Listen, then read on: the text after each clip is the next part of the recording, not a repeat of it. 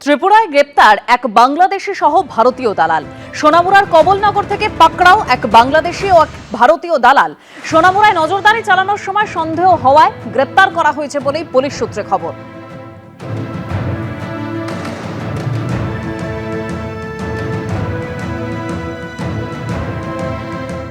BJP সাংসদদের সাপের সঙ্গে তুলনা করে তীব্র আক্রমণ শানালেন অভিষেক বন্দ্যোপাধ্যায়। পাল্টা উত্তর দিল বিজেপিও। শনিবার তৃণমূলের সর্বভারতীয় সাধারণ সম্পাদক বলেন, আলিপুরদুয়ারে হেরে গেলেও তাদের সরকার শুধু লক্ষ্মীর ভাণ্ডার প্রকল্পেই সেখানে 5 বছরে 1500 কোটি টাকা খরচ করেছে। এমনকি চা বাগান খোলা নিয়ে নরেন্দ্র মোদীর প্রসঙ্গ উল্লেখ করে আক্রমণ করেন অভিষেক বন্দ্যোপাধ্যায়। উত্তর এসেছে বিজেপির তরফেও। बीजेपी के सांसद और सांप एक है, मौका मिलेगा तो आप ही को काटेगा। আমি মনে করি না এগুলো রাজনীতির ভাষা। বারুইপুরের পর আলিপুরদুয়ার, দক্ষিণে শক্ত ঘাঁটি থেকে উত্তরে কার্যত সাংগঠনিকভাবে দুর্বল কেন্দ্র আলিপুরদুয়ারে এবার বিধানসভা ভোটের প্রচারে ডঙ্কা বাজিয়ে দিলেন অভিষেক বন্দ্যোপাধ্যায়। আর সেখান থেকে বিজেপিকে একেবারে চাঁচা ছোলা ভাষায় আক্রমণ করলেন তৃণমূলের সর্বভারতীয় সাধারণ সম্পাদক। बीजेपी के सांसद और सांप एक है। आप अगर अपने घर के पीछे एक सांप छोड़ दो, 2 सांप छोड़ दो, 18 सांप छोड़ दो या 12 सांप छोड़ दो, सांप तो सांप ही रहेगा। मौका मिलेगा तो आप ही को काटेगा। आप जिसको दूध पिला के बड़ा किया वही आपको काटेगा, वही सांप। तो इस बार भाई एक भी सांप नहीं रखना इस बंगाल का मिट्टी में, और खास करके इस अलीपुरदुआर का मिट्टी में। এই ধরনের মন্তব্য কোনো রাজনীতিবিদ থেকে এবং যিনি এত বড় একটা সর্বভারতীয় দলের উত্তরাধিকারী হতে চলেছেন তার কাছ থেকে প্রত্যাশা করে। চলতি মাসে 19 দিনে 26টি সভা করার কথা রয়েছে অভিষেক বন্দ্যোপাধ্যায়ের। আর দ্বিতীয় সভাটি এদিন ছিল আলিপুরদুয়ারে, এমন একটি জেলা যেখানে ভোটের ফলের নিরিখে তৃণমূলের থেকে কয়েক কদম এগিয়ে রয়েছে বিজেপি। কারণ এই জেলার 5টি বিধানসভা কেন্দ্র কুমারগ্রাম, কালচিনি, আলিপুরদুয়ার, ফালাকাটা, মাদারিহাট সবকটিতেই 2021 সালে জয়ী হয়েছিল বিজেপি। 2024-এর লোকসভা ভোটেও আলিপুরদুয়ারে জিতেছেন বিজেপির মনোজ টিগ্গা। এই রকম এলাকা থেকে কেন উত্তরবঙ্গের প্রচার শুরু করলেন, এদিন সেই প্রশ্নের উত্তর দিয়েই সভা শুরু করলেন অভিষেক বন্দ্যোপাধ্যায়। 2021 में 5 के 5 सीट में तृणमूल कांग्रेस हारी थी। अब मैं आपको बताना चाहता हूं मैं हार से क्यों शुरू कर रहा हूं। बंगाल में बीजेपी हारी तो बंगाल के सारे पैसे बंद। हम अलीपुरदुआर में हारे हैं, लेकिन इसी अलीपुरदुआर के सभी महिलाओं को, माओं को, बहनों को 1500 करोड़ रुपया खर्चा करके हमारे सरकार ने लक्ष्मी भंडार दिया है। হিসাব দাও, টাকা নাও, কতবার কেন্দ্র বলবে আমি টাকা নেব, সেটা আমার অধিকারের মধ্যে পড়ে, কিন্তু হিসাব দেওয়াটা আমার অভ্যাসের মধ্যে পড়ে না। এটা তো চলতে পারে না। আলিপুরদুয়ারের রাজনীতি আবর্তিত হয় চা বাগানকে ঘিরে, তাই ভোট এলেই এখানকার রাজনৈতিক কর্মকাণ্ডই হোক বা সভা সমিতি, চা বাগান, চা শ্রমিকদের প্রসঙ্গ উঠবেই। এই অবস্থায় এদিন চা বাগান খোলা নিয়ে খোদ নরেন্দ্র মোদীকে আক্রমণ করলেন অভিষেক বন্দ্যোপাধ্যায়। अब देखिए 10 साल पहले 2016 के चुनाव के पहले देश का प्रधानमंत्री आके आप सबको वादा करके गया था कि उनका सेंट्रल गवर्नमेंट दंकन से 7 चाय बागान टेक ओवर करेगा और उसको चलाएगा। 10 साल में एक नोटिफिकेशन इशू किया था, उसको भी विथड्रॉ कर लिया गया है।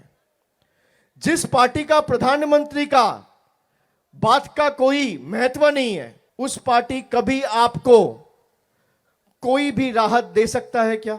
চা বাগানের জমির ওপরে একটার পর একটা রিসোর্ট হচ্ছে, চা বাগানের শ্রমিকদের হচ্ছে অধিকার, সেটাকে পর্যন্ত তৃণমূল কংগ্রেস বাজেয়াপ্ত করেছে। জঙ্গলের কাঠ লুট করেছে, নদীর বোল্ডার তুলে নদীর গতিমুখ বদলে দিয়েছে। ইল্লিগাল স্যান্ড মাইনিং এর কারণে সামগ্রিকভাবে উত্তরবঙ্গের ইকোলজিক্যাল ব্যালেন্স ধ্বংস হয়ে গেছে। মঙ্গলবার বীরভূমে সভা করার কথা রয়েছে অভিষেক বন্দ্যোপাধ্যায়ের। অরিন্দম সেন, সৌমিত্র রায়, অরিত্রিক ভট্টাচার্য, এবিপি আনন্দ। চলতি বছরে পশ্চিমবঙ্গে মেগা ফাইট। রাজ্যে এসে 2/3 সংখ্যাগরিষ্ঠতা নিয়ে বিজেপির সরকার করার হুঙ্কার ছেড়েছেন অমিত শাহ। রাজ্য বিজেপি নেতৃত্বকে বেঁধে দিয়েছেন রণকৌশল। জানুয়ারির 3য় সপ্তাহে ফের আসছেন নরেন্দ্র মোদী, যদিও এই সফরকে গুরুত্ব দিতে নারাজ তৃণমূল। 21-এ ফেল করেছে 200 আসন পারের টার্গেট। 26-এর ভোটে কি পূরণ হবে বিজেপির পশ্চিমবঙ্গ জয়ের স্বপ্ন? রাজ্য রাজনীতিতে যখন এই প্রশ্ন ঘুরপাক খাচ্ছে, তখন সম্প্রতি রাজ্যে এসে দলকে টার্গেট বেঁধে দিয়ে গেছেন কেন্দ্রীয় স্বরাষ্ট্রমন্ত্রী অমিত শাহ। बंगाल में 2/3 बहुमत के साथ भारतीय जनता पार्टी की सरकार बनेगी। মমতা বন্দ্যোপাধ্যায়ের তরফেও এসেছে পাল্টা চ্যালেঞ্জ। বলেছেন 2/3 পাবো। দারুণ খেলা হবে এবার, ফাটাফাটি। এবারকার খেলার নাম হবে ফাটাফাটি।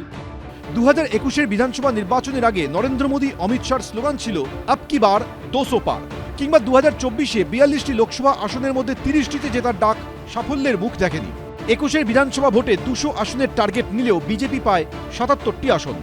2024-এর লোকসভা ভোটে বিজেপি 30 আসনের টার্গেট নিয়ে লড়াইয়ে নামলেও বাস্তবে তাদের আসন 18 থেকে কমে হয়েছে 12।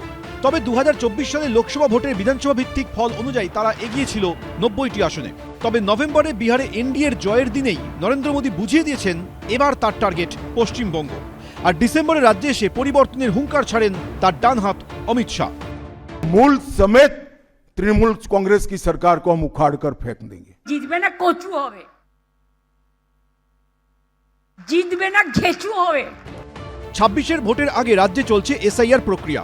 বিজেপি সূত্রে খবর, অনুপ্রবেশকারী ও ভুয়ো ভোটার বাদ গেলে পশ্চিমবঙ্গের মেগা ফাইটে তারা রাজ্যের শাসক দলকে চ্যালেঞ্জের মুখে ফেলতে পারে বলে আশায় বুক বাঁধছে তারা।